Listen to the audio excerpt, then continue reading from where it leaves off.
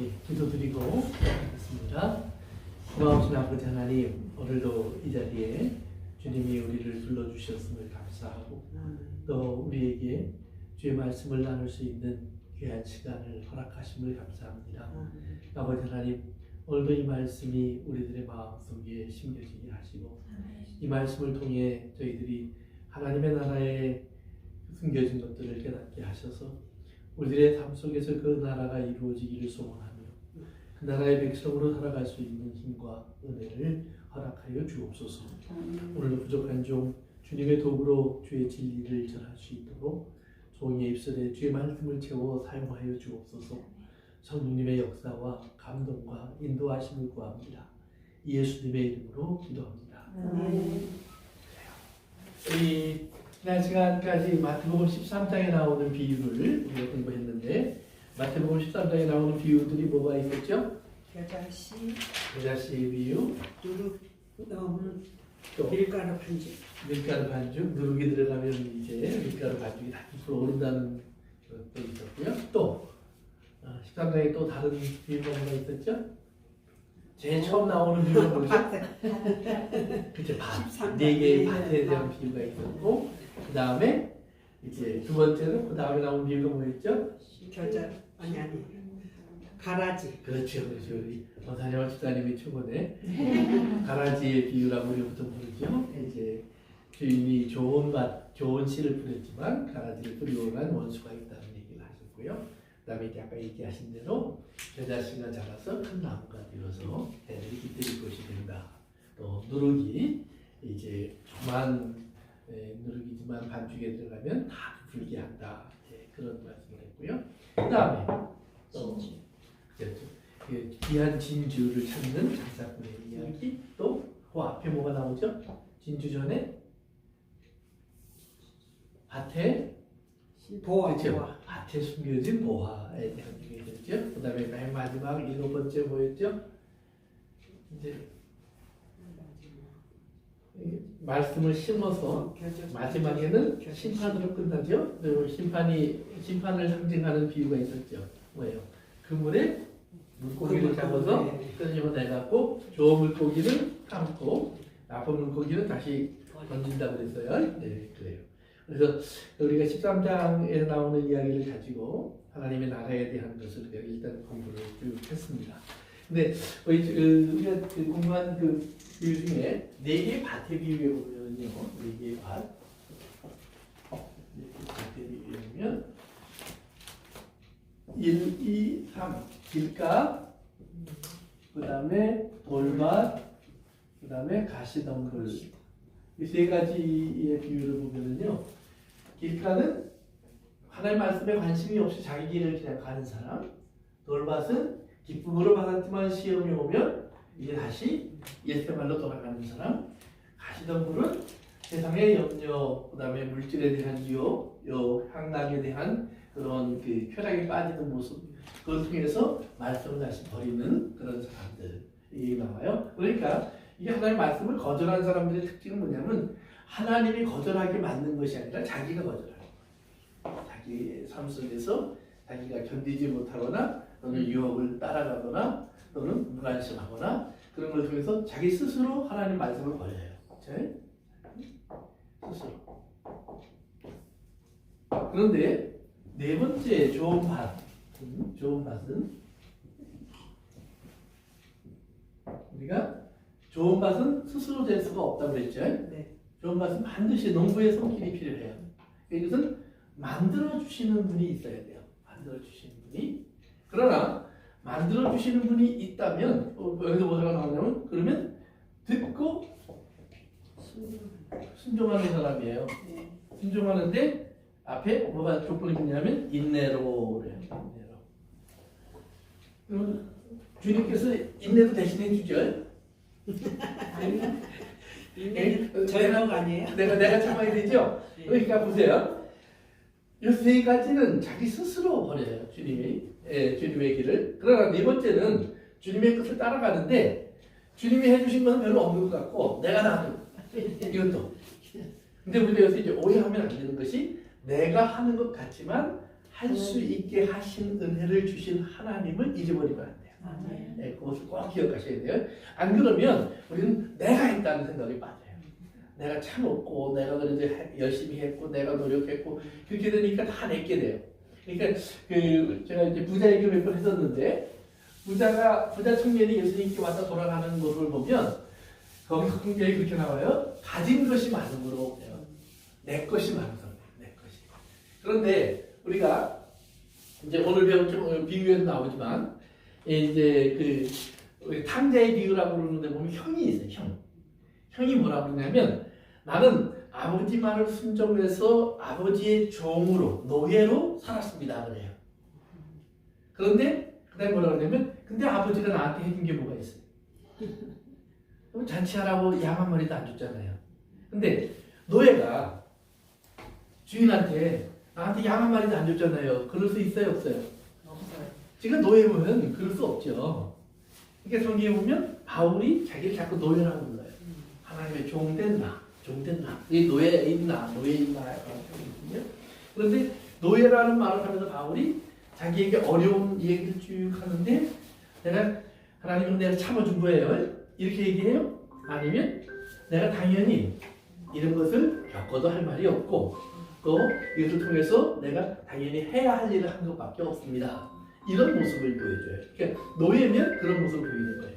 그러니까 부자는 자기 것이 많아서 주님의 사람이 못 돼요. 근데 우리 진짜 주님의 사람이면 내가 가진 것이 많냐 적으냐의 문제가 아니라 나는 주님의 말씀에 순종하느냐 안 하느냐의 문제. 그러니까 절대로 부자냐 아니냐에 상관이 없어요. 그러면 주님의 말씀에 순종하는 종이면 그러면 내가 돈이 많아도 그는 다 주님의 것이고 하나도 없어도 또 다 주님의 뜻이에요.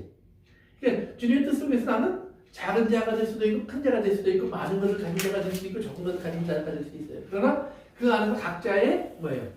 역할이 있어요. 그 역할에 우리가 이제 순종하면 그러면 하나님 앞에 우리가 이제 하나님의 나라를 누리는 사람이 된다. 이제 그 얘기를 한 거예요. 그래서 이제 오늘은 누가복음에 이제 여러 가지 비유가 나오는데 가장 유명한 누가복음의 비유들이 주로 누가복음 한 10장부터 한 18장 9장 사이에 나와요. 그 중에서 이제 누가복음 한복판에 있는 이제 우리가 잃어버린 것들에 대한 이제 비유를 공부하려고 합니다. 그래서 누가복음 15장 다 읽어보셨죠? 네. 16장. 15장. 15장. 예. 제가 여러분 15장과 16장으로 듣는 사람도 있어요. 괜찮아요. 16 빼기 1 하면 15장이니까 16장을 공부하다가 궁금해서 15장도 읽었을 거라고 제가 믿어요. 네, 괜찮아요. 그러니까 여러분 15장엔 비유가 몇 개가 나오죠? 3개. 이렇게 아닌가요? 누가복음 탕자는 15장의 비유가 이제 첫째 어떤 비유가 나오죠? 잃은 양을 그렇죠. 양을 잃어버렸어요. 몇 마리 중에? 100마리 중에 100마리 중에 한 한 마리를 잃어버렸어요. 양이에요. 양. 그다음에 두 번째는 뭐죠? 그 동전. 이게 드라크만 동전이에요. 동전 몇 개가 있었어요? 10개인데 몇 개를 잊어버려요? 하나. 하나를 그 다음에 세 번째 어떤 비유가 나와요? 아들 자, 아버지와 두 아들의 얘기가 나오죠. 아버지와 두 아들. 두 아들이에요. 근데 두 아들인데 몇 아들이 집을 나가요? 하나도 하나밖에 안 나가요? 네. 예, 이게 둘 다 나가요. 네. 둘다 나가요? 예. 하나는 집에 있었지만 아버지의 마음에 안 들어 있었으니까 결국 집을- 둘 다 나간 거예요. 집을 네. 나간 건 아니죠. 예, 집을 나가지 않았으면 마음이 편안하시죠? 예, 그렇죠? 예, 나간 놈이나 마음속에서 끄집어 파는 놈이나 똑같은 거예요. 그러니까 보시면 이렇게 세 가지의 이제 얘기 나오는데 보통 이제 우리가 이제 우리 아까 일반적으로 얘기한 것처럼 하나가 나갔다고 생각합시다. 예를 들면 이래요. 보세요. 100에서 하나, 10에서 하나, 2에서 하나. 그러니까 기본 이제 점점 숫자가 작아져요. 그렇죠? 그러면서 계속해서 하나의 가치가 나와요. 그러면서 이 하나를 통해서 하나님께서는 우리에게 뭘 가르쳐 주시냐면은 하나님 아버지의 사랑과 구원. 대해서 우리에게 이야기해 주시는 비유예요. 그래서 누가복음 15장은 하나님의 구원과 사랑에 대한 이야기가 가장 함축적으로 잘 들어와 있는 하나님이 우리에게 주신 비유예요. 그래서 이 세 개의 비유가 나오는데 이 누가복음 15장 이제 우리 1절, 2절 한번 볼까요? 1절, 2절 같이 읽어봅시다. 3절까지 읽어봅시다. 시작. 모든 세대와 죄인들이 말씀을 들으러 가까이 나오니 바리새인과 서기관들이 소문거리어 이르되 이 사람이 죄인을 영접하고 음식을 같이 먹는다 하더라. 예수께서 그들에게 이 비유로 이르시되. 네, 거기까지 보면 예수님께서 이제 하나님 말씀을 이렇게 가시려고 딱 하는데 누가 나왔어요? 찾아온 사람들이 세리와 죄인. 세리와 죄인들이에요. 세리, 죄인. 그러면 세리는 어떤 사람들이냐면 로마의 황제를 위해서 로마 이제 뭐 황제나 이런 사람들이 임명을 해요. 총독이나 이런 사람들이. 그러면 이제 너는 1년에 예를 들면 100 데나리온 아니 100 탈렌트를 모아라. 그러면 100달란트를 얻기 위해서 자기가 관할하는 지역에 있는 사람들을 찾아가서 너는 1달란트, 너는 2달란트 이렇게 내라고 그러는 거예요. 그래서 100달란트만 모아올까요? 더. 그렇죠. 한 150달란트나 200달란트를 모아서 100은 자기가 갖고 100만 갖다 주는 거예요. 그러면 100을 갖다 줄 때 100만 갖다 주면 될까요? 안 될까요? 다 갖다. 그것도 또 안 돼. 왜? 100을 갖다 주면 그 그대로 황제한테 가니까 중간에 있는 총독이나 이게 우리가 잘 아는 그 누구예요? 헤롯 같은 사람들이 그러면 자기들은 남는 게 없잖아요. 그러니까 세리가 가져올 때 120쯤 가져와야 돼. 또는 150쯤을 가져와야 돼요. 그러면 100은 로마 황제한테 보내고 50은 자기들이 갖고 이제 세리는 자기가 50을 갖는 거예요. 그러니까 그 세리가 이스라엘 사람들이 볼 때는 참 이뻐 보일까요?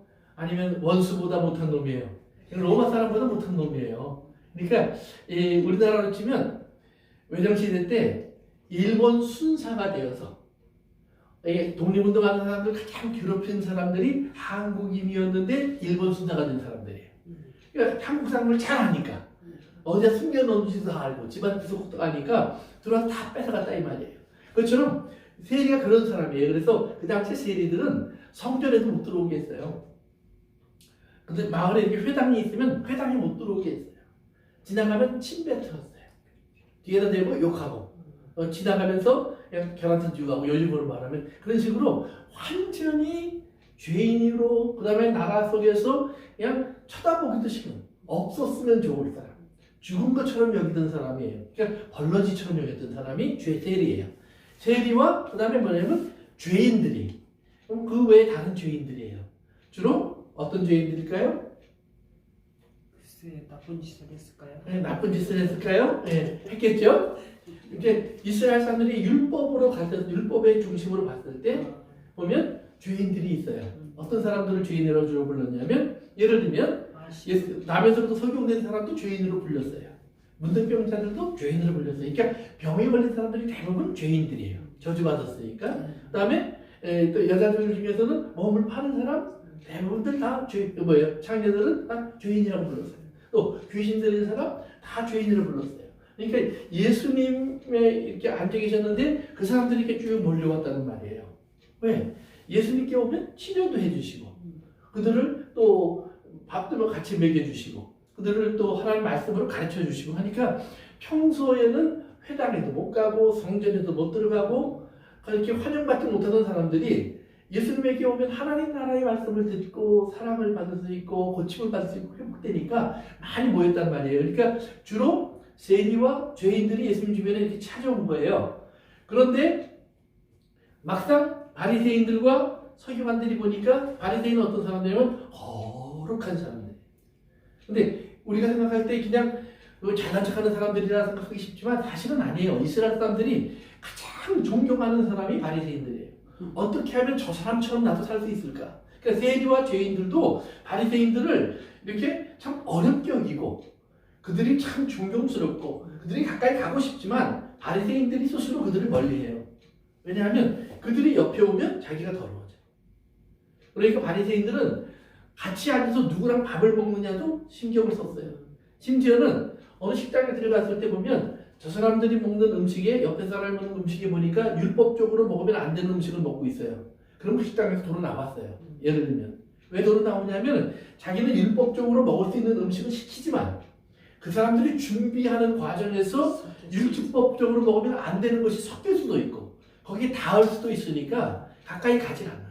식당에 들어갔다도 도로 나와버리는 그런 사람들이 바리새인들이에요. 그러니까 그들이 생활이 얼마나 힘들겠어요. 그렇죠? 갈 데도 별로 없을 거고 할 수 있는 것도 별로 없을 거고 만날 사람도 별로 없을 거예요. 그러니까 다른 사람들이 볼 때에는 참 거룩하게 사는 사람들이에요.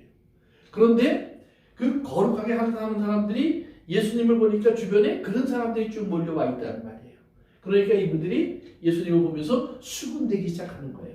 어떻게 저런 사람들하고 같이 앉아서 밥을 먹지? 어떻게 저런 사람들하고 같이 어울려서 저렇게 웃고 즐거워할 수가 있지? 이제 그 질문을 하는 거예요. 그런데 14장을 보시면 바로 앞에 나오는 14장을 보시면 예수님이 14장에서 몇 가지 비유를 얘기하셨는데 그 중에 이런 비유가 있어요. 한 왕이 큰 잔치를 베풀었는데 손님들을 다 초대했어요. 근데 손님들에게 오십시오 하니까 손님들이 와요, 안 와요? 안 와요. 어떤 사람은 밭을 샀다고 그러고 어떤 사람은 뭐 소를 샀다고 그러고 어떤 사람은 장가 갔다고 그러고 자기들에게 이미 잔치에 대해서 통보해 준 것은 오래전의 일이에요. 그런데 다 관심 없이 하고 안 와요. 그럼 요즘 같은 우리나라 사람들 요즘 결혼할 때 보면 이제 같이 모여서 밥 먹고 이러는 것이 좀 어려운 환경이니까 잘 안 가기도 하고 또 시즌이 되면 너무 결혼식이 많으니까 잘 안 가기도 해요. 그러면 주로 온라인으로 돈만 보내줘요. 축의금이라고 그래서 축의금만 오면 안 와도 괜찮아. 안 와도 괜찮아요. 근데 이제 이런 식의 이러면서 이제 세태가 변했지만 과거에는 잔치를 베풀고 준비를 했는데 안 왔다. 그렇다면 뭐예요? 그건 나를 무시하는 거예요. 아주 커다란 문제가 돼요. 더구나 왕이 준비했는데 안 왔다. 그럼 반역이에요. 그래서 예수님의 비유에 보면 다른 복음서에 보면 이렇게 준비했는데 왕이 준비한 잔치에 오지 않으니까 이 왕이 다른 사람을 불러서 잔치를 했는데 그리고 그 오지 않은 사람들은 어떻게 했냐면 성경에 보니까 군대를 보내요. 죽여버려요. 그럼 반역자예요. 그러니까 우리는 당신 같은 사람 필요 없습니다. 당신의 기쁨은 나의 기쁨이랑 상관이 없습니다. 당신의 즐거움은 나의 즐거움과 상관이 없어요. 그래서 왕을 버리는 거예요. 그러니까 다 죽여버리거든요. 그런데 성경에 보니까 그 다음에 그들이 오지 않는다고 하니까 주인이 그 다음에 누구를 데리고 오라고 그래요? 길거리에 가서 그랬죠. 길거리에 있는 누구? 거지. 그 다음에 뭐 환자들, 몸이 불편한 사람들 이런 사람들을 데려다가 잔치자리를 채우라. 그런데 여전히 빈자리가 남아있어요. 얼마나 큰 잔치를 벌였는지. 그러니까 성 밖에 나가서 지나가는 나그네들 다 데려다가 내 집을 채워라. 이제 그 이야기를 예수님이 했어요. 그리고 나서 바로 이 비유를 얘기하는 거예요. 그러면 세리와 죄인들은 뭐예요? 초대받지 못했던 사람들이 지금 들어와서 앉아있는 모습과 똑같은 거예요. 바리새인들은 자기들이 마땅히 초대받아서 가야 될 자리인데 사실은 안 왔어요. 왜? 거기에 갈 수 없는 일들이 있어요. 무슨 일? 자기가 지켜가는 바쁜 일이 있어요. 그러니까 지금 죄인들과 같이 어울릴 수 없는 것 자체가 뭐냐면 바리새인들이 가지고 있는 율법에 해야 할 일 중에 하나예요. 그러니까 그들은 매일같이 율법을 지키느라고 바빠. 근데 율법을 지키느라고 바쁜데 막상 뭘 하느냐? 하나님 나라에 안 들어가요. 보세요. 바리새인들이 생각하는 하나님 나라를 한번 여러분 생각해 보세요. 하나님의 율법대로 열심히 지키고 그리고 하나님의 율법을 잘 지키는 거룩한 사람들끼리 모여서 그들이 즐겁고 행복하고 문제 없고 그리고 영원히 살면 되는 거예요. 거기에는 하나님이 없어도 돼요. 뭐만 있으면 되냐면 율법만 있으면 돼요. 그러니까 우리가 생각하는 천국, 보통 우리가 좋은 세상이 왔으면 좋겠어요. 그럴 때 그 좋은 세상은 어떤 세상이냐? 대부분들이 뭐예요? 전쟁도 없고 재앙도 없고 몸에 아픈 것도 없고 다들 서로 행복하고 사이좋게 잘 지내면 좋겠어요. 근데 거기에 하나님은 없어도 괜찮아요. 왜? 그렇게만 지낼 수 있으면 그러니까 하나님은 어떤 일만 해주시면 되냐면 그렇게 할 수 있도록 비도 내려주시고 해도 내려주시고 나쁜 사람들이 있으면 야단 좀 찾아주시고 하나님 그것만 하면 되지 괜히 우리 속에 들어와서 그냥 이렇게 모습을 보이실 필요가 없어요. 안 보이시는 것이 잘하시는 거예요. 하나님. 즉 많은 경우에 우리는 하나님의 나라를 하나님이 없어도 되는 나라로 만들어요. 하나님은 그저 우리가 원하는 것을 다 공급해주고 만들어주고 해준다면은 저쪽에 가서 계시면 돼요. 괜히 옆에 있지 마요. 그러니까 왜 아이들이 가끔 친구들하고 모여서 뭘 한다고 그럴 때가 있어요. 집에서. 그때 뭐라 하냐면 엄마 이것도 해줘 저것도 해줘 그래서 먹을 거 잔뜩 해달라고 그런 다음에 엄마 좀 나가 있으면 안 돼? 왜? 있으면 불편하거든. 그러니까 먹을 거 잔뜩 차려주고 그 다음에 없어주는 것이 잘하는 거예요. 우리 엄마가 최고야. 그럼 거기가 왜? 우리 세상이 되는 거예요. 우리 세상. 이렇게 하나님 나라도 우리는 그런 식으로 생각한다 이거예요. 그런데 그런 나라는 하나님 나라가 아니에요. 하나님 나라는 반드시 하나님이 계셔야 돼요. 하나님이 계시고 하나님의 즐거움이 중심이 되고 하나님의 기쁨이 중심이 돼야 돼요. 하나님의 즐거움과 기쁨 속에서 우리도 같이 기뻐할 수 있는 나라가 하나님 나라예요. 그러니까 바리새인들과 서기관들은 하나님 나라가 이렇게 와 있다고 했을 때 예수님이 같이 있어서 막 이렇게 하나님 나라가 와 있다고 했을 때 예수님이 불편하지. 예수님에게 필요한 게 없어요. 예수님이 없어도 돼. 십자가가 없어도 되고 예수님이 가난해지지 않으셔도 되고 예수님이 고난을 받지 않으셔도 되고 왜? 자기들은 죄가 없으니까. 자기들은 율법을 안 의로우니까. 지켜도 되잖아요. 예? 그들이 율법을 안 지켜도 되잖아요. 율법은 다 지켜야죠. 율법을 안 지키면 자기도 하나님 나라 못 들어가니까. 그 사람 생각에. 그러니까 자기들은 율법을 자기들이 안 지킬 테니까 없어져도 된다 이 말이에요. 그런데 세리와 오늘 여기 말하는 죄인들은 예수님이 없으면 그들은 하나님 나라에 접근 금지예요. 가까이 갈 수가 없어요. 그래서 예수님이 오셔서 그들을 하나님 나라로 초대해 주시는 거예요. 너희들은 나와 함께 앉아 지금 먹고 마시잖아. 이것이 너희들이 지금 하나님 나라에 들어와 있는 거야. 라는 것을 예수님이 이 책에서 보여주시는 거예요. 그러면 그 예수님이 같이 앉아 먹고 마시는 잔치와 같은 모습이 벌어진 거예요. 그러면 어떤 잔치인가? 그 다음부터 설명이 나오는 거예요. 이제 보세요. 3절에 보면 비유로 말씀하시래 그래요. 근데 무슨 비유라는 말이 밑에 보면 3개가 나오는데 이 비유라는 단어는 단수예요. 3개의 비유는 하나의 비유라는 말이에요. 하나의 비유를 3가지의 이야기로 해주신 거예요. 무슨 뜻인지 알겠죠? 네. 그래서 하나의 이야기를 하는 거예요. 그러면 하나의 이야기는 뭐냐? 하나의 이야기는 결국은 잔치에 대한 이야기예요. 보세요. 양 100마리가 있었는데 한 마리를 잃어버렸어요. 네. 그러니까 99마리를 놔두고 한 마리를 찾고 또 찾고 또 찾아서 다녀서 마침내 찾아서 데리고 와요. 데리고 오면서 집에 딱 와서 먹자 돌아와서 하는 말이 뭐예요? 함께. 자, 나랑 같이 잔치하자. 잔치하자. 그런 거예요. 동전도 마찬가지예요. 한 여자가 동전이 10개가 있었어요. 근데 하나를 잃어버렸어요.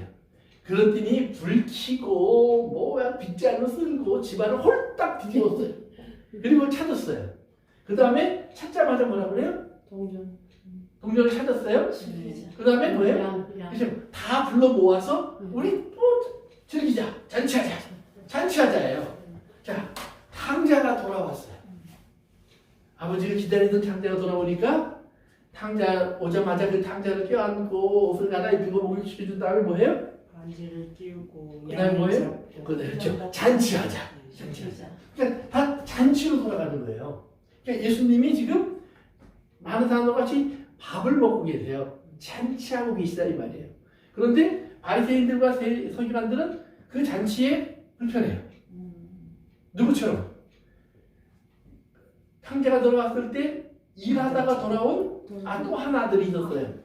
그 아들이 나는 노예처럼 부리만 먹고 양 한 마리 안 잡아주더니 저 못된 놈 돌아오니까 일은 잔치한다고요? 그러면서 나 안 들어가. 그래서 버티는 거예요. 그런데 그 버티는 바리새인들과 서기관들처럼 이제 큰아들은 버티고 있는데 아버지가 나와서 뭐냐면 너도 들어가자. 너도 들어가자. 자, 큰아들이 들어갔어요. 왜 안 들어갔을까요? 성경 어디에 그런 말이 있어요? 아니 그럴 것 같다. 그럴 것 같다고요? 예. 예. 성경 어디에 그런 말이 없어요. 큰아들에게도 아버지가 같이 들어가자. 그 중에 들어가는 큰아들이 있었을 거예요. 근데 또 안 들어간 큰아들도 있을 수 있을 거예요. 그것은 큰아들의 문제는 퀘션이에요. 그러나 왜 거기서 그 큰아들의 얘기를 했느냐, 그건 다음 주에 자세하게 하겠지만 바리새인들과 서기관처럼 생각하는 착각을 버리라는 거예요. 어떻게 보면 바리새인과 서기관들은 아주 신앙적으로 열심히 있는 사람들이에요. 성실한 사람들이에요. 잘못이 없는 사람들이에요. 그렇기 때문에 그들은 아까 처음에 얘기한 것처럼 하나님이 안 계신 하나님 나라에 살고 있어요.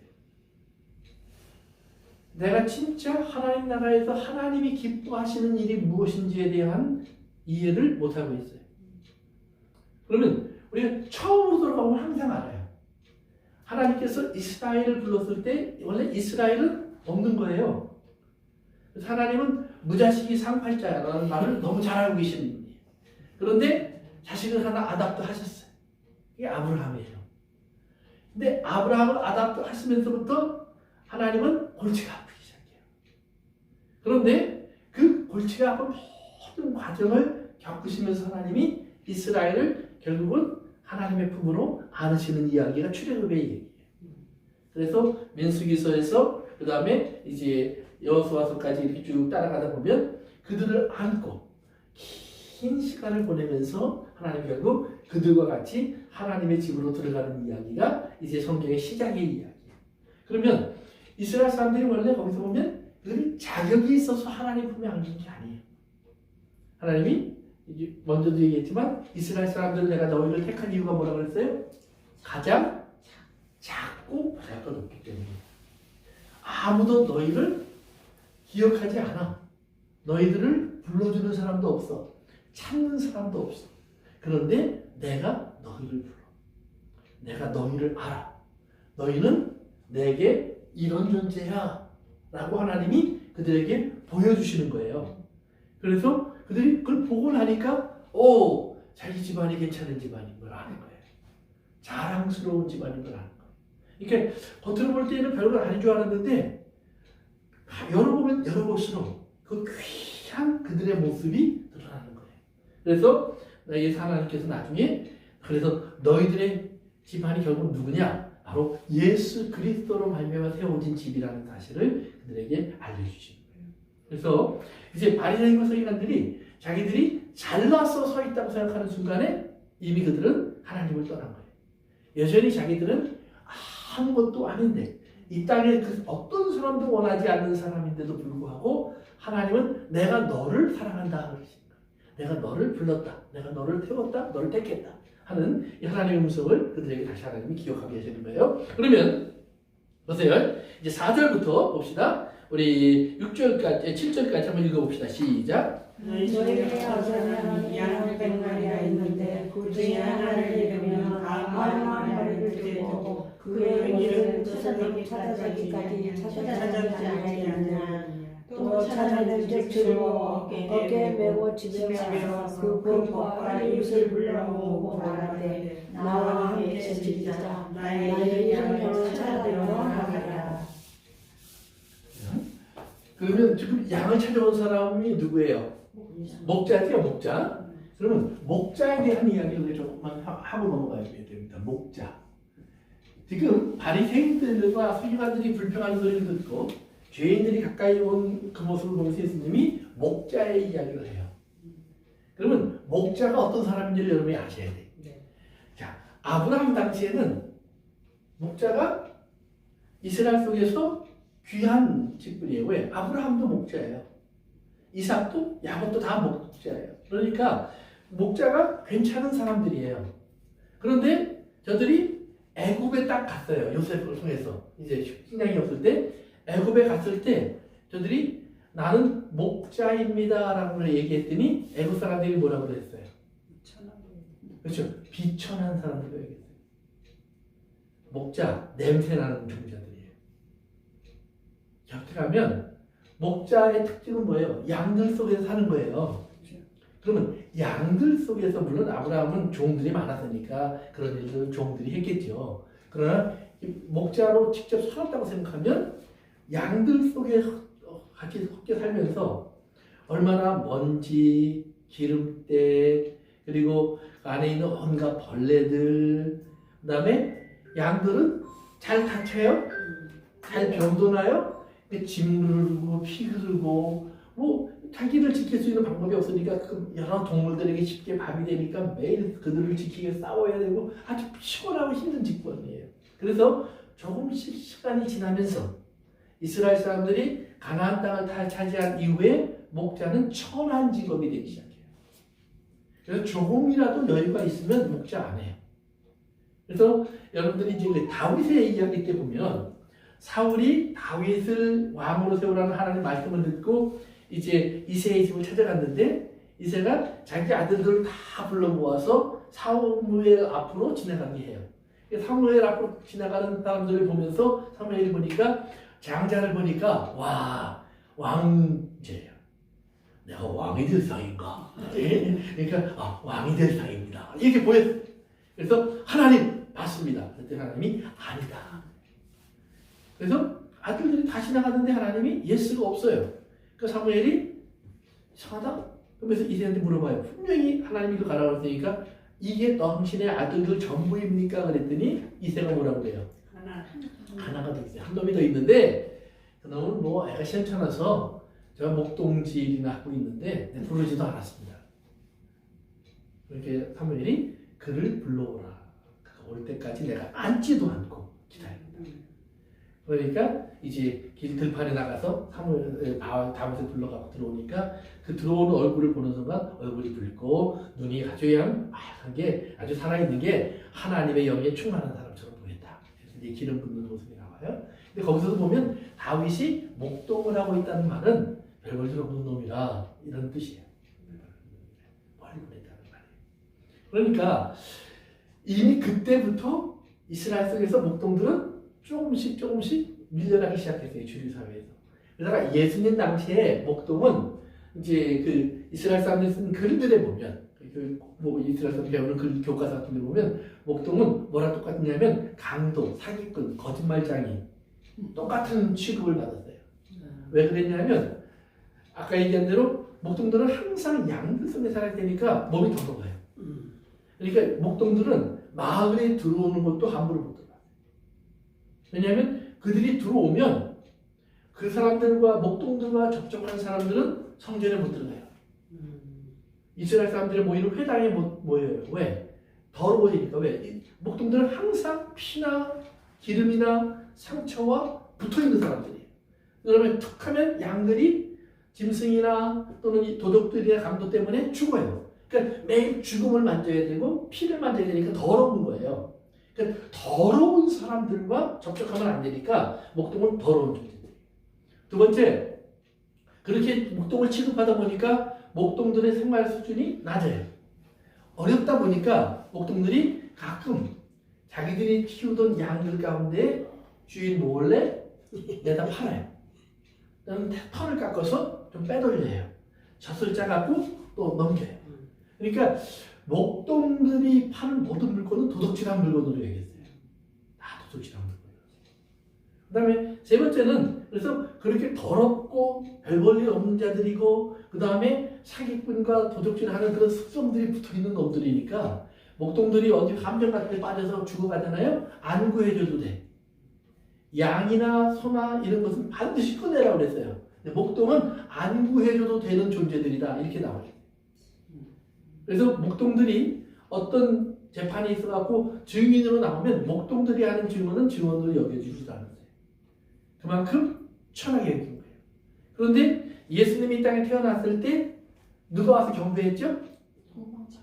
동방 박사 전에 예수님 태어나신다? 그렇죠. 목자들이 왔잖아요. 그러니까 가장 천한 자들이 와서 전한 거예요. 그런데 그들이 거기서 전할 수 있었던 이유는 뭐예요? 예수님이 어디서 태어났죠? 마국간에 계셨어요. 그러니까 들어올 만한 데가 와 있는 거예요. 그들이 와서 그 경배를 하고 돌아갔는데 하늘의 소식을 전하고 돌아가는 거예요. 이건 참 말도 안 되는 거예요. 그런데 예수님이 요한복음에서 보니까 나는 선한 목자다 그래요. 그러면서 사꾼 목자 얘기를 하죠. 그 당시 목자는 다 사꾼이에요. 그러니까 직접 정도면 그건 아주 찢어지게 안 하는 사람들이에요. 그러니까 조금만 여유가 있으면 마을에서 공동으로 목동을 구해요. 몇 명 구해갖고 그들에게 양을 맡기면 그들이 마을 가까이에서는 양을 못 쳐요. 법으로 정해놨어요. 양을 데리고 마을로 들어오면 안 돼요. 반드시 정해진 마을 바깥으로 나가서 들판에서만 양을 쳐야 돼요. 그래서 목동들은 들판에서 양을 치다가 좀 이제 계절이 바뀌면 조금 마을 가까이 왔다가 또 여름이 되면 마을에서 아주 먼 곳까지 가야 되는 것이 목동들의 1년 일과예요. 그러니까 그런 식으로 사는 목동들이니까 아까 얘기한 것처럼 그들은 다 몇 푼 안 되는 돈을 주고 고용해서 그렇게 부려먹고 그 다음에 자기들이 필요할 때 양을 잡아오게 해서 그 양을 가지고 먹기도 하고 또 제물로 쓰기도 하고 하는 그런 일을 하는 것이지 평소에는 목동들이 가장 천하게 여겨서 그런 취급받은 거예요. 그런데 오늘 예수님께서 나는 선한 목자다 그랬을 때 사건 목자들 속에서 선한 목자는 어떤 목사냐 그러면서 선한 목자는 양의 이름을 알고 양을 위하여 자기 목숨을 내어주는 목동. 그러니까 사건 목자들이 정말로 자기 목숨을 내놓고 양을 지킬까? 도덕이나 감도를 받아 가끔 죽는 목동들이 있었어요. 짐승들에게 죽임을 당하는 목동들이 있었어요. 그러나 그들이 정말 양을 사랑해서 죽었다라고 여기는 것은 별로 없었어요.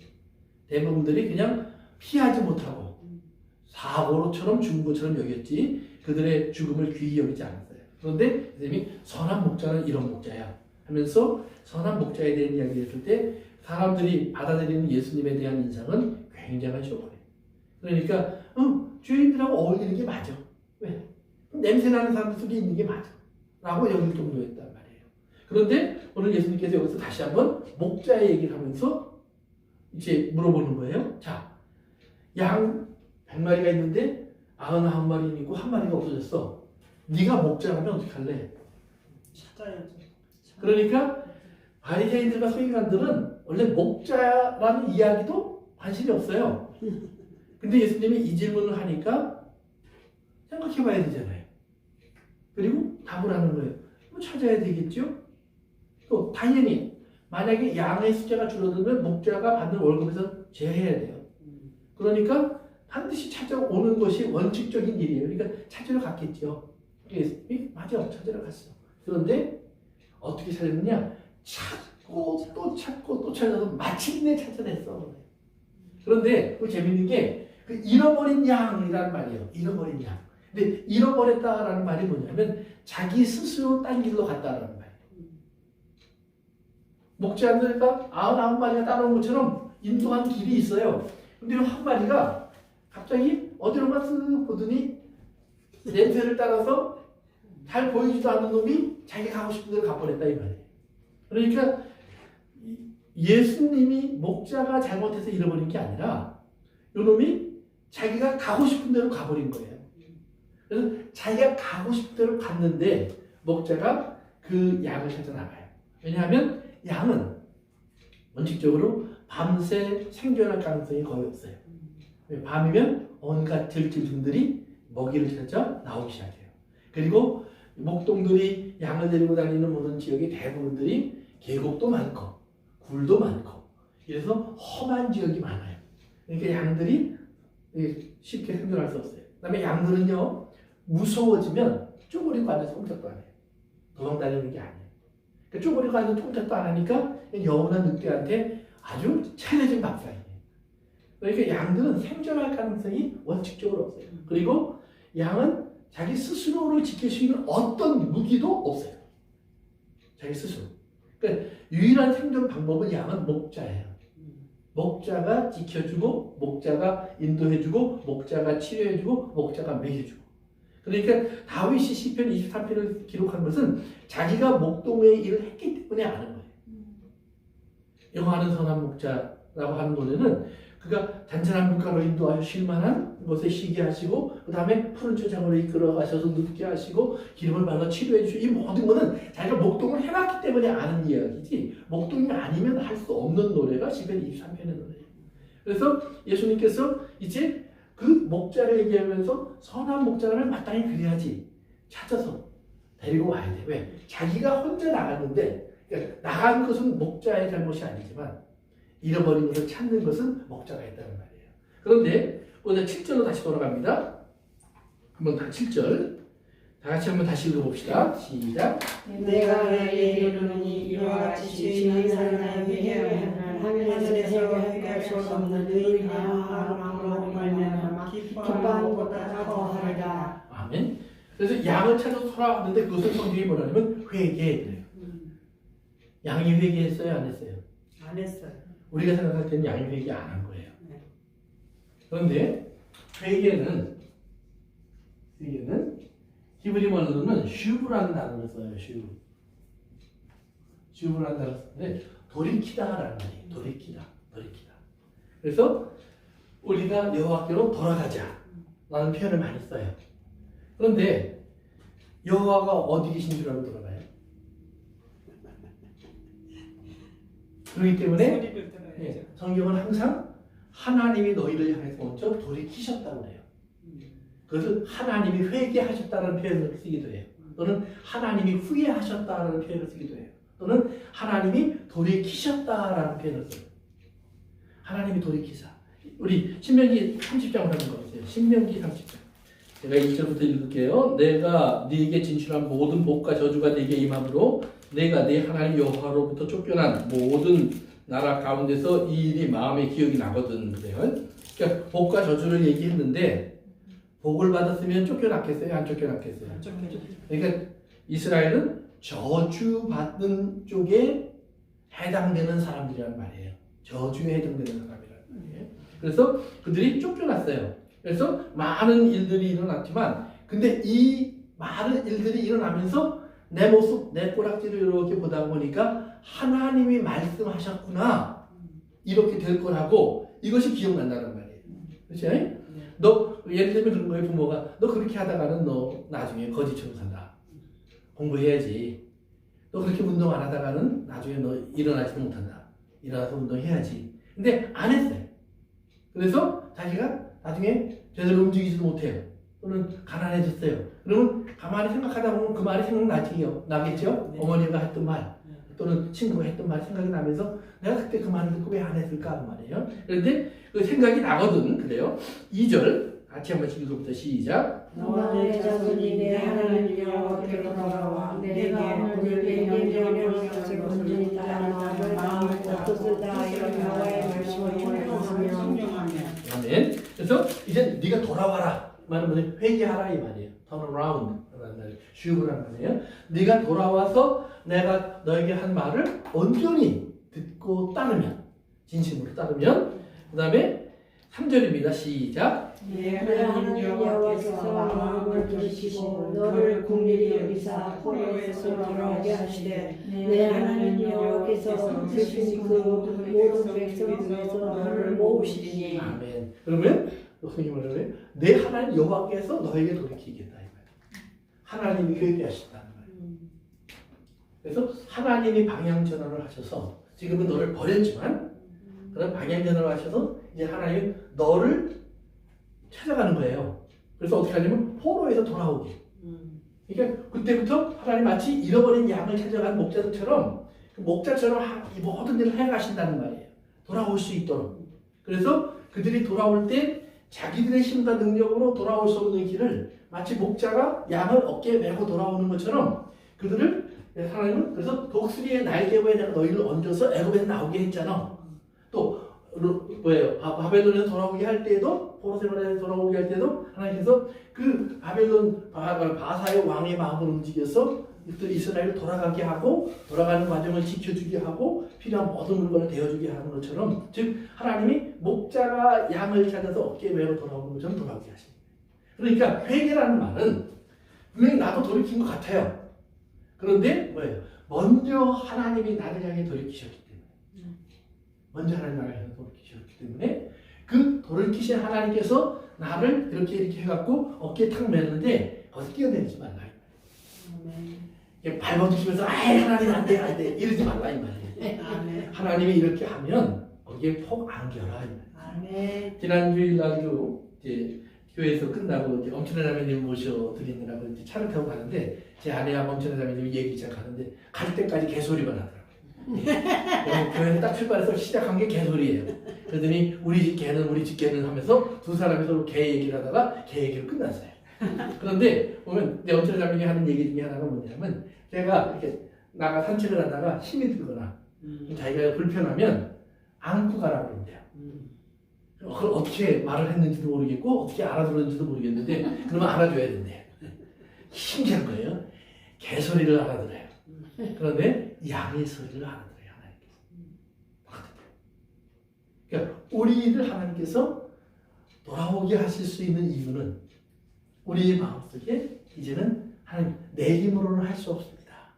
내가 돌아갈 수 없습니다라고 하는 그 모습이 보이는 거예요. 그러니까 하나님 이미 그거를 돌아온 걸로 여겨주시는 거예요. 아멘.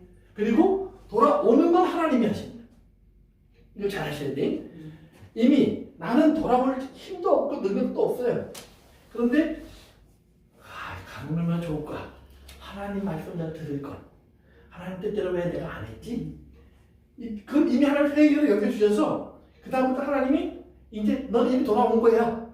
근데 보니까 하나님이 오셔서 하나님 나라를 이미 옮겨 버리셨다. 그래서 그 옮긴 것을 성경은 회개거든요.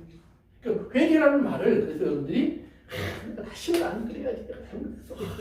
나 이거 누굴 걸리고 나는 또 그 짓도 해.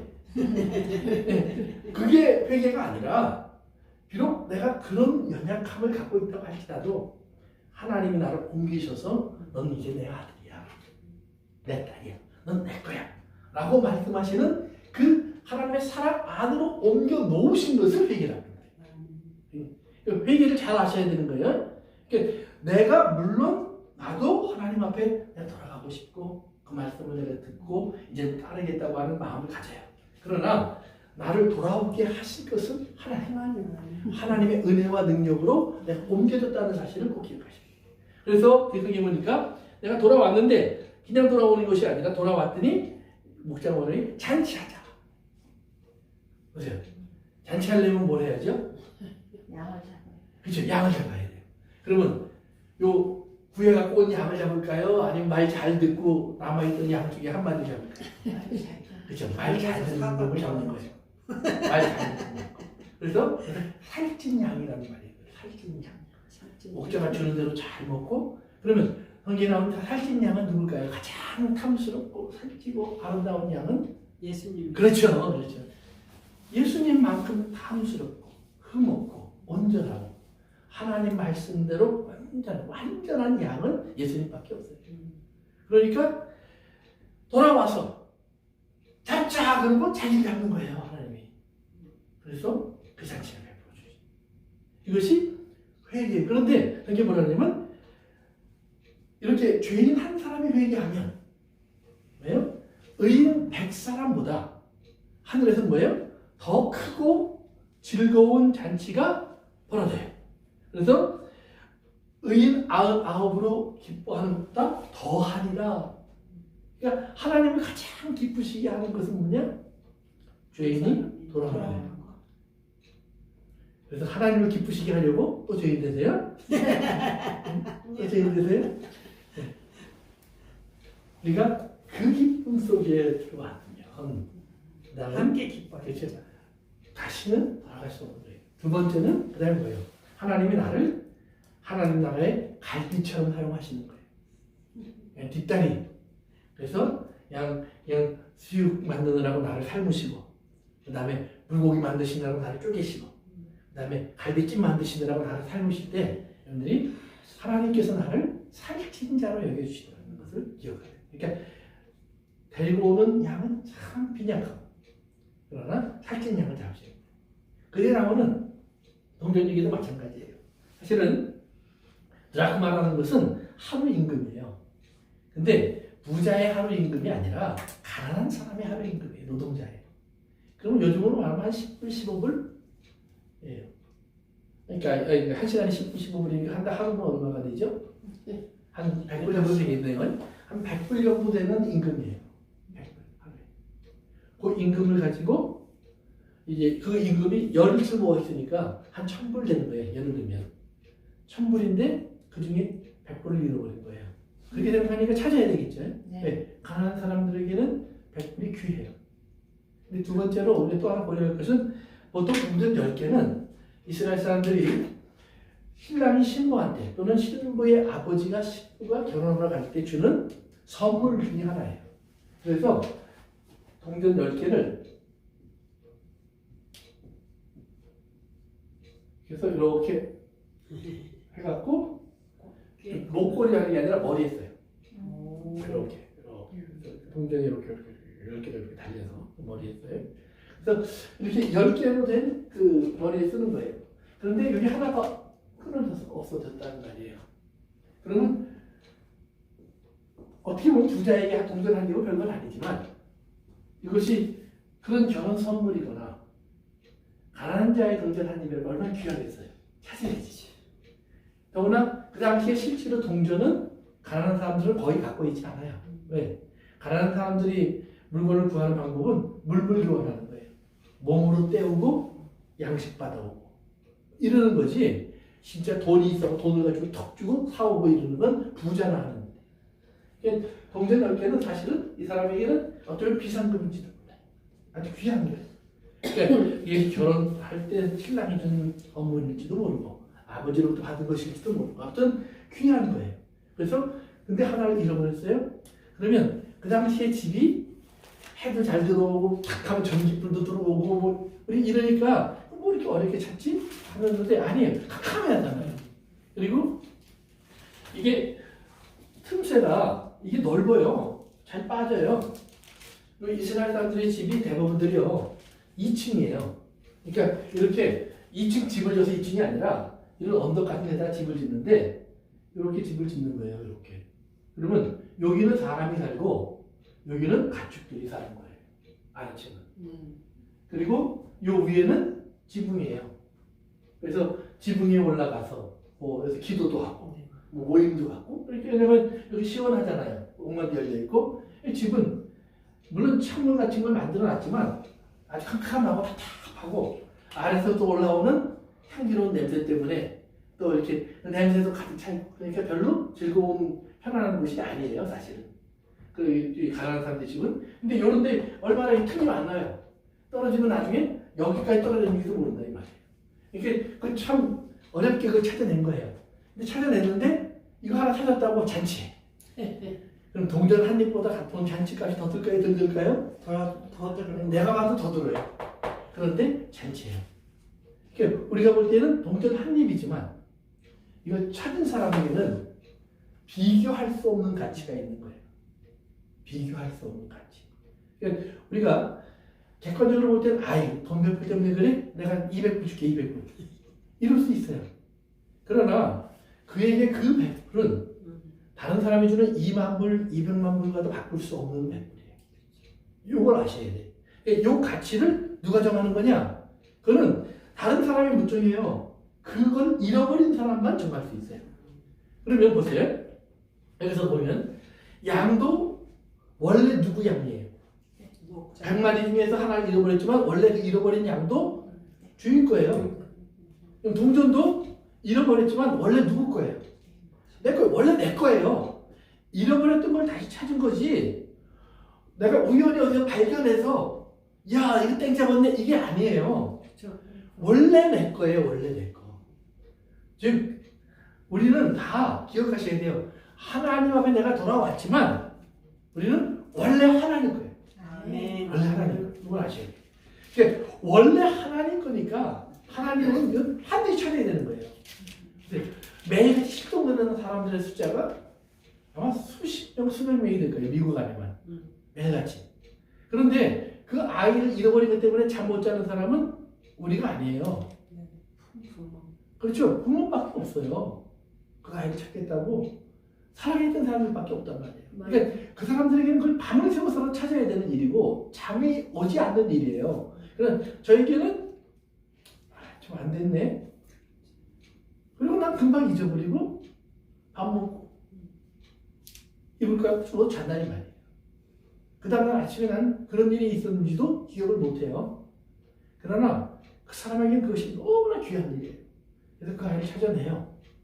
그리고 찾아내면 어떻게 해요? 잔치를 베푸는 거예요. 잔치. 내가 잃어버렸던 자식을 다시 찾은 거예요. 그러니까 그런 기쁨을 말하는 거예요. 그래서 우리 그 밑으로 내려가 보세요. 이제 9절도 보세요. 시작. 또 찾아낸 즉 법과 이웃을 불러오고 말하되 나와 함께 지내자 이를 들어 그를 찾아내려 하리라. 계속해서 내가 너에게 이르노니 이와 같이 죄인 한 사람에게 하면 하나님의 사자가 기쁨이 되느니라. 아멘. 그래서 처음에는 하나님 나라에서 큰 기쁨이 된다고 그러셨는데 그 다음에는 천사들 앞에서 하나님이 큰 기쁨이 된다. 비교할 수 없는 기쁨이 된다. 그래서 하나님은 잃어버린 것을 찾아내시는 거예요. 그러니까 회개는 내가 돌이키는 게 아니라 나를 하나님이 찾아내시는 거예요. 아멘. 그래서 우리 그 밑으로 내려가셔서 한 군데만 더 봅시다. 미리 잠깐 좀 내려갔다 봅시다. 우리 15장 18절부터 이렇게 보시면은요. 탕자가 갑자기 자기가 살다가 이건 아니지. 그러고는 이제 아버지에게 돌아가겠다고 생각을 해요. 그래서 19절에 보면 아버지께 돌아올 것을 연습해요. 아버지 만나면 내가 이렇게 얘기해야지. 나를 품꾼의 하나로 여기소서. 이렇게 이제 연습을 했어요. 그리고 20절 시작. 이에 일어나서 아버지께로 돌아가니라. 아직도 거리가 먼데 아버지가 달고 그를 보고 기분이 여겨 달려가 목을 안고 입을 맞추니. 아멘. 아직 거리가 뭐라고 그랬어요? 멀어요. 근데 그 위에 보면 탕자가 원래 먼 나라로 갔어요. 먼 나라. 그러니까 탕자가 먼 나라로 갔단 말은 아버지 없는 나라로 갔다. 그런데 아직도 거리가 멀어요. 똑같은 멀어요. 그런데 아버지가 뭘 봤어요? 탕자를 봤어요. 그러니까 탕자가 돌아온 거예요? 아버지가 찾아낸 거예요? 아버지가 찾아내는 거예요. 탕자는 돌아와도 아버지 집에 아들은 영각인 집이고 종이 될 수 있을까 말까요? 아니면 돌아와서 내가 살 수 있을까 없을까요? 왜? 지금 탕자가 한 행동은 돌에 맞아 죽어야 되는 행동이에요. 그렇기 때문에 탕자는 사실은 최후의 수단으로 돌아오는 거예요. 가서 먹고 살아야 되니까. 그러니까 아들 되겠다고 오는 게 아니에요. 그런데 아버지는 아직도 먼 데 있는데 찾아내요. 그래서 성경에 보면 그 아버지가 아들을 찾았다, 보았다라는 말이 눈에 꽉 찼다는 말이에요. 다른 건 안 보여요. 보세요. 거기가 먼데 뭐가 보이겠어요? 그런데 아버지 눈에는 아들이 분명히 보여요. 아들이. 그러니까 이게 아들이 돌아왔다고 성경에 나와 있지만 그러나 그 아들을 아버지의 집으로 드리고 아버지의 아들로 앉힌 것은 아버지예요. 아버지가 하는 거예요. 그러니까 회개는 항상 하나님이 하시는 거예요. 아멘. 이걸 잊어버리면 안 돼요. 그러니까 우리가 회개했다 하면 하나님이 나를 향해 돌아키셨다. 하나님이 나를 받아주셨다. 아멘. 하나님 나를 옮기셨다. 이것을 우리가 깨닫는 거예요. 이게 회개는 철저하게 하나님의 은혜로 되어지는 거예요. 그렇기 때문에 이것을 혼돈하시면 안 돼요. 절대로 내가 돌아왔고 내가 깨달았고 내가 하나님께 그냥 잘못한 걸 알았고 아니요. 아무리 그걸 알았어도 보세요. 내가 사람을 죽였어요. 그리고 그냥 철판을 깔고 살다가 양심에 어느 날 양심이 찔려서 돌아와요. 그래서 내가 사람을 죽였습니다. 그러면 사람들이 착하다 얼마나 좋은지 정말 저런 사람은 귀해 죄를 다 깨닫고 돌아왔네. 죄 없는 걸로 여겨줄게. 아니에요. 감옥 가야죠. 죄에 대한 벌을 받아야죠. 맞아요. 그런데 하나님께서 우리를 찾아내실 때 그 벌의 부분이 없어져요. 왜 없어져요?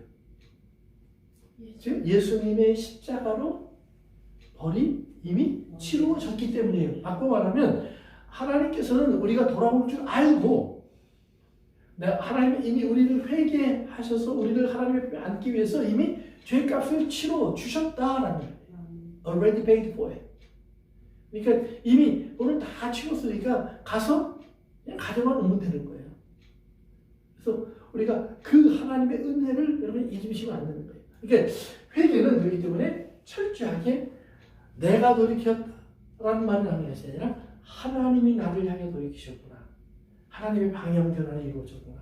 그리고 탕자가 돌아오니까 하나님께서 탕자를 딱 하나님 품에 안을 수 있는 후에 잔치를 열어라.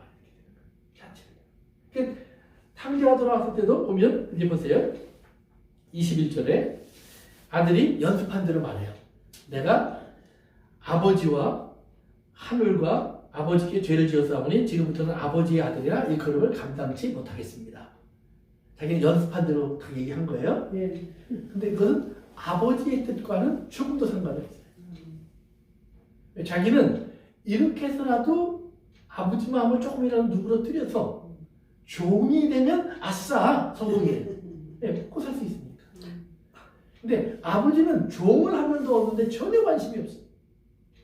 아버지가 원하는 것은 아들의 컴백이에요. 그래서 23절에 보면 그래요. 자, 살진 송아지를 끌어다가 잡으라. 우리가 먹고 즐기자. 그래요. 자, 근데 그 살진 송아지 앞에 영어에 보면 영어에 이렇게 너라는 말을 붙이는 거는 이런 거예요. 저기 소가 한 마리 있어요. 저 소는요, 할 때 그 두 번째 저 소는 할 때부터 너가 붙어요. 저기 소가 있네요. 이런 게 소예요. 저기 있는 저거 보이시죠? 저 소는, 그러니까 그 다음부터 너를 붙이면 항상 그 소에 대한 이야기를 하는 거예요. 그러니까 살찐 송아지 한 마리를 하는 아버지가 키우고 있었어요. 저 송아지 좀 따로 좀 잘 키워라. 먹이 맛있는 거 주면서 좀 잘 키워라. 중요할 때 쓸 때가 있어. 그래서 키우고 있었다는 말이에요. 그런데 아들이 돌아오니까 아버지가 그 송아지 잡아. 그러니까 아버지는 잔치를 이미 준비했어요. 그 이미 준비된 잔치를 할 수 있는 그 살찐 송아지, 아까 얘기한 살찐 양, 이것이 누구예요? 예수님. 그러니까 구원은, 회개는 예수님 때문에 우리에게 허락된 거예요. 그러니까 우리가 하나님 앞에 돌아갔을 때 하나님이 우리를 기다리고 계시는 것을 어떻게 하느냐? 예수님을 보면 아는 거예요. 예수님을 십자가에 못 박으실 때 이미 하나님께서는 자, 잔치를 준비해. 저들이 돌아왔어. 라고 이미 선포하신 거예요. 그래서 하나님은 우리를 위해서 하나님의 기쁨. 그래서 우리 다시 한번 그 신명기 30장으로 다시 가보세요. 신명기 30장. 찾으셔서 읽으세요. 시작. 내가 내 하나님 여호와의 말씀을 순종하여 이 율법책에 기록된 그의 명령과 규례를 지키고 내 마음을 다하며 뜻을 다하여 여호와 내 하나님께 돌아오면 내 하나님 여호와께서 내 손으로 하는 모든 일과 내 몸의 소생과 내 가축의 새끼와 내 토지 소산을 많게 하시고 내게 복을 주시되 곧 여호와께서 내 조상들을 기뻐하신 것과 같이 너를 다시 기뻐하사 내게 복을 주시리라. 아멘. 그러니까 아까 우리 신명기 3장 읽을 때 위에 보니까 그들이 먼 나라로 가서 이렇게 나오죠. 즉 뭐예요? 복이 아니라 저주받은 사람이 되어서 그 말이라고 했어요. 그러니까 탕자가 먼 나라로 갈 때 탕자는 사실은 룰루랄라 하고 갔어요. 그런데 자기가 저주받았다는 사실을 어떻게 알아요? 시간이 지나다 보니까 흉년이 와요. 흉년이 오니까 그 다음에 어디로 갔어요? 돼지 키우는 데로 가요. 돼지 키우는 데로 가서 들판으로 갔는데 보니까 돼지들이 주업 열매를 먹더라 이 말이에요. 자기도 그걸 먹으려고 그랬어요. 그런데 주는 자가 없더라. 따먹으면 되죠. 사실은. 주업 열매가 뭔지 아세요? 주업 열매? 짐승의 열매로 주업 열매는 가난한 자 식량 올리브 나무처럼 이렇게 큰 나무에서 이렇게 자라요. 나무에서. 근데 이렇게 해서 이렇게 하는데 이게 보면 제대로 익은 거는 한 30cm쯤 돼요. 그 다음에 한 1cm 정도 이 정도 폭이 돼서요. 요 안에 콩 같은 게 들어가 있어요. 이 안에 요거를 주업 열매 그러는 거예요. 요거. 근데 요즘 여러분들이 그 이스라엘이나 이 중동 지역에 성지순례 같은 데 가시면은요. 주업 열매 주스, 시럽, 캔디, 쿠키 다 팔아요. 이게 굉장히 달고 맛있어요. 이거 돼지나 먹는 하찮은 음식이 아니에요. 여기 잘 아셔야 돼요. 이 돼지를 먹였다 그러니까 이게 하찮은 음식이구나 그렇지 않아요? 우리나라에서 보면은 딸 키울 때 인삼물을 쓰는 데가 있어요. 왜? 맞아요. 그래야 이 병충해 안 먹고 딸기가 잘 자란다고 해서 인삼물을 써요. 또 소나 돼지를 키울 때 사료 중에 사람이 먹어도 될 만한 좋은 사료들을 쓰는 데들이 있어요. 왜? 그러면 특별한 소가 돼요. 그래서 돈을 더 많이 받고 팔아요. 그러니까 지금 이스라엘 사람들 여기서 볼 때는 돼지가 더러운 짐승이에요. 근데 로마 사람들, 먼 나라, 이스라엘의 먼 나라는 그 다음에 로마로 생각해 보세요. 로마 사람들에게 돼지는 뭘까요? 귀한 음식이에요. 귀한 음식이에요. 로마의 신전에 가서 제사 드릴 때 가장 많이 쓰는 제물 중에 하나가 돼지. 우리나라 무당들이 제사를 드릴 때 가장 많이 쓰는 게 돼지머리예요. 돼지머리. 이렇게 하나님이 더럽다고 해서 교회나 또는 당시 이스라엘 사람들 율법 속에서는 더러운 것으로 여기지만 로마 사람들 속에서는 귀한 거예요. 그런데 주홍 열매를 먹여서 키워요. 그거는 아마 왕실에 들어가는 돼지든지 아니면 또 제사를 위해서 특별히 키우는 돼지든지 이걸 먹이는 거예요. 이게 물론 주변에 나무 같은 데서 이렇게 딸 수도 있으니까 스페인에 가면은 가장 유명한 돼지가 도토리 먹고 자란 돼지거든요. 근데 그건 도토리 따다가 먹이는 게 아니라 방목하는 거예요. 그럼 도토리 나무 숲으로 들어가서 바닥에서 도토리 주워 먹거든요. 그처럼 주염 열매가 나는 주염 나무가 많은 곳에 들어가서 이 열매를 먹는 있을 거라 이 말이에요. 그런데 주인이 돼지 잘 먹이나 이렇게 보다 보니까 이놈 돼지치라고 보냈더니 지가 따먹네? 그럼 와서 야단치는 거예요. 이놈아 돼지 먹이라고 그랬더니 왜 네가 먹니? 자기에게 주기에는 아까워요. 돼지에게 먹일지언정. 그렇지 않겠어요? 여러분들이 인삼물로 딸기에게 물을 줄지언정 일꾼이 와서 매일 인삼 캐먹어. 그러면 뭐라고 그랬어요? 여러분들이 아이고 먹어야 힘이 나서 일지 안 하지 그러겠어요? 아니면 이 도둑놈이? 그러잖아요. 돈 몇 푼 줄지언정 인삼을 먹는 거 못 먹다. 마찬가지 주홍 열매가 그 당시에도 이미 애굽이나 아라비아 이런 데서는 귀한 잔치상에 꼭 올라오는 여러 식품을 만드는 데 쓰는 것 중에 하나예요. 그래서 야자 열매로 청을 만들어서 꿀처럼 쓰는 것처럼 주홍 열매 요 청을 가지고도 즙을 내고 그다음에 졸여서 거기서 꿀을 만들어요. 그래서 구약에 나오는 꿀 중에는 주홍 열매로 만든 꿀도 있어요. 주홍 열매는 그래서 나쁜 게 아니에요. 천한 것도 아니에요. 흔할 수는 있지만 구하기 어렵지는 않았지만 이 열매 자체가 달고 맛있고 그다음에 단백질도 풍부한 음식이어서 그다음에 나중에 구황작물처럼 그리고 우리나라 고구마나 이런 것처럼 쓰기도 했고 또 많을 때는 가족들에게 먹이기도 했어요. 그러나 여전히 그때나 지금이나 사람들이 귀히 사용하는 식재료 중에 하나예요. 그래서 그렇게 보고 다시 보면 보세요. 돼지에게 그 주홍 열매를 먹이는데 자기에게 주는 자가 없다라는 말을 우리가 좀 생각해 보면 되는 거예요. 그래서 그 돼지 주인에게는 돼지보다도 못한 자구나. 이스라엘 사람들이 볼 때는 가장 더럽고 추한 동물보다도 못한 존재가 되는 거예요. 그러니까 더러운 동물보다도 못한 존재로 자기를 여기는 거예요. 그래서 이제 다시 돌아가 봅시다. 우리 다시 누가복음 15장으로 가보세요. 누가복음 15장 신명기 30장은 이렇게 접어놓고요. 누가복음 15장 보시면 이제 14절에 보시면 다 없앤 후에 그러니까 뭐예요? 아버지 재산 팔아서 가지고 갔던 걸 다 썼다는 말이에요. 그 나라에 크게 흉년이 들어 그가 비로소 궁핍한지라 이렇게 됐어요. 궁핍하다. 이 궁핍하다라는 말이 꼴찌가 되었다라는 말이에요. 그 꼴찌. 이렇게 보세요. 이렇게 미국에서 이렇게 문을 열어주면 누가 먼저 들어가죠? 귀한 사람이 귀한 분들이 먼저 들어가죠. 그 다음에 레이디 퍼스트. 그리고 남자가 쓱 들어가려고 그러면 앞에 들어간 레이디가 그러는데요. 뒤로 가!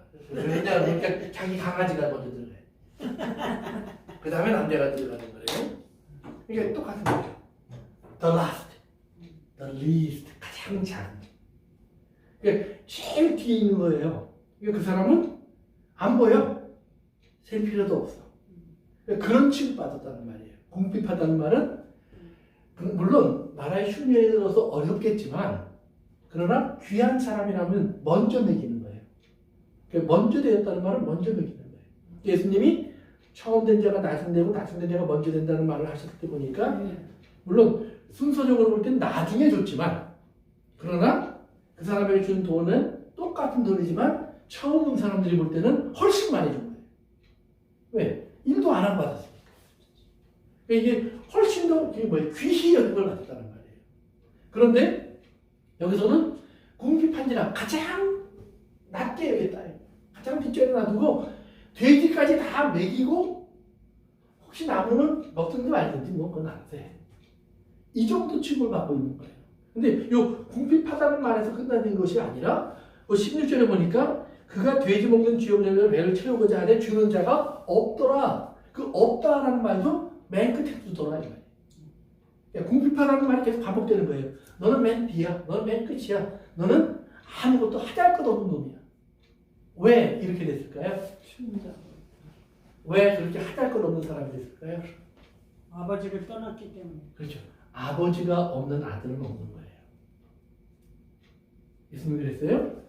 내가 아들이에요. 나를 보면 너희가 내 아버지를 본 것이다.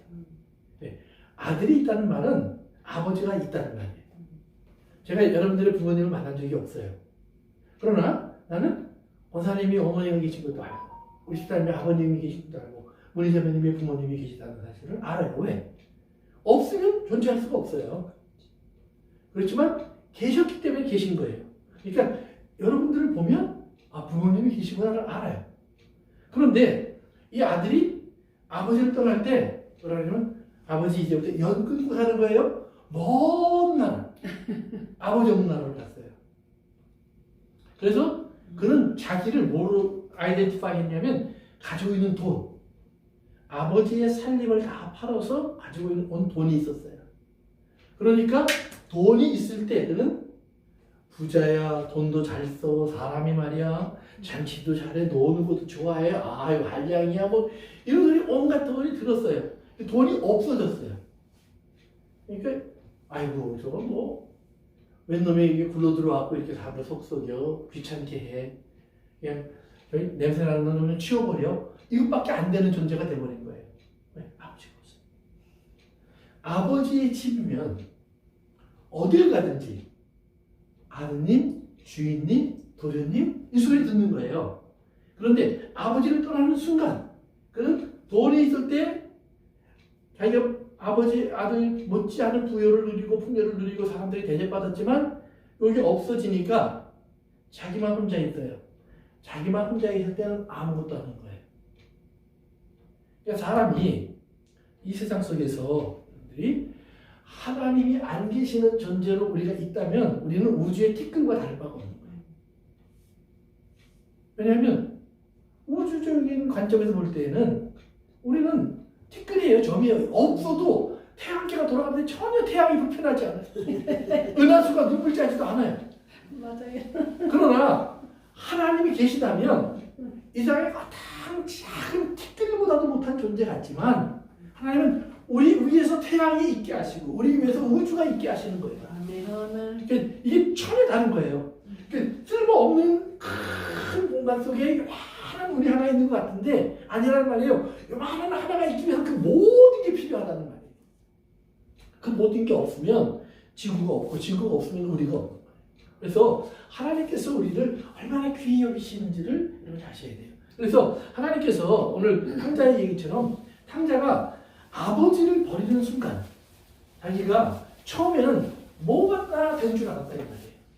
그러나 어느 순간 가난이 왔을 때 이 가난이라는 말은 뭐 없어진 거예요. 여러분의 젊음이 없어졌어요. 여러분의 재능이 없어졌어요. 여러분의 시간이 없어졌어요. 여러분의 어떤 건강이 없어졌어요. 없어졌을 때 나가 누구냐 이 말이에요. 그런데 나를 사랑하는 아버지가 계시면 나는 없어졌어도 아버지가 자기의 전부를 주고라도 고쳐놓고 싶은 아들이고 딸이고 자녀예요. 정말 모든 걸 다 바쳐서라도 그에게 아름다운 것을 입혀주고 맛있는 것을 먹여주고 싶은 귀한 자예요. 그러니까 아버지가 있느냐 없느냐를 가지고 우리는 엄청난 차이를 느끼는 거예요. 그러니까 내가 가지고 있느냐 이게 중요한 게 아니라 아버지가 계시느냐라는 말이에요. 아버지가 계시느냐. 이렇게 당자가 오늘 본문에 보면 이렇게 돼 있어요. 내려갑시다. 17절 보세요. 시작. 이에 스스로 돌이켜 이르되 내 아버지에게는 양식이 풍족한 풍분이 얼마나 많은가. 나는 여기서 주여 죽는구나. 그래요. 근데 여기서 스스로 돌이켜라는 말이 자기가 정신을 차렸다는 말이에요. 정신을 차렸다는 말인데 그냥 그 단어 그대로 쓰면 he came back to himself예요. 자기 자신에게 돌아왔어. 이 말이에요. 그러니까 풍족한 사람들이 되어서 돼지보다 못한 존재가 되어서 거기서 나에게 주는 사람이 아무것도 없구나 그러다 보니까 나 도대체 누구지? 아버지야. 그러다 보니까 생각나는 게 있어요. 그렇지. 내가 아버지의 아들일 때 아버지의 아들이기 때문에 그 돈도 있었었고 사실은 아버지의 아들일 때 사람들에게서 나는 이런 대접 받았고 아버지의 아들일 때 나는 이런 집에서 잤고 아버지의 아들일 때 나는 이런 이름을 가지고 있었고 자기 이름도 자기 존재도 모든 것이 아버지의 아들일 때 있었다 이 말이에요. 그러니까 자기 자신에게 돌아가는 말은 나에겐 아버지가 있구나 그래요. 그런데 이제 거기서 보면 재미있는 게 있어요. 봅시다. 이 한국말 성경에 표현이 안 돼 있는 건데요. 이제 17절에 보면 여기서 내 아버지에게는 양식이 풍족한 품꾼이 얼마나 많은가 나는 여기서 주의구나 그래요. 그래서 my father예요. 내 아버지에게는.